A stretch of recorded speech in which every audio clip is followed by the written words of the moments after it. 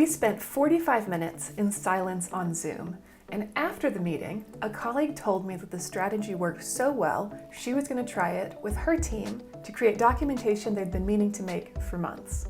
So here's the idea. Create a visual workspace like a digital whiteboard and get everyone involved together to co-write simultaneously. The trick is to think through what you're trying to create and set up the whiteboard to get you to that output. Focus on co-writing and idea generation in the synchronous working time rather than polishing content live, and set aside time after the meeting to curate, edit, and transfer the work into a useful format. Let me talk you through an example from a joint meeting of COSIN's EdTech Innovation Committee and Driving K-12 Innovation Advisory Board. The advisory board selects the top 9 topics for driving K-12 innovation in the coming year and creates a report. The EdTech Innovation Committee digs into these and other timely topics to create action-oriented resources. So together, we wanted to create a resource about how educators and districts could do more with less, and frame it around the top 9 topics for 2025.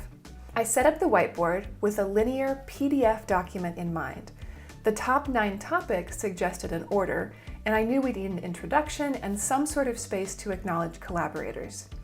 I also added instructions for participants, specific prompts for the different sections, like here, the definition of each topic, and space for participant input, like these blank sticky notes.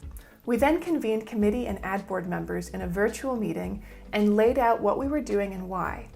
Over the next 45 minutes, mostly in silence, the group co-wrote in this collaborative whiteboard. So by the end of the meeting, all the core content was created.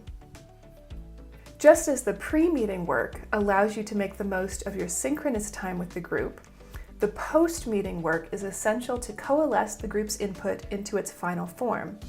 In this case, we reviewed and transferred the work into a document for editing, graphic design, and integration into a larger resource, the 2025 Driving K-12 Innovation publication.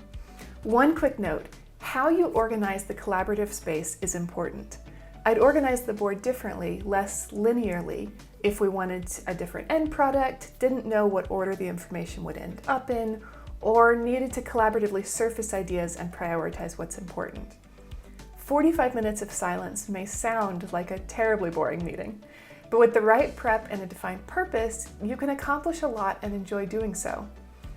I hope you find this co-writing strategy useful.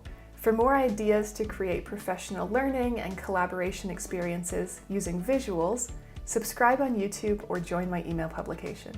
See you next time!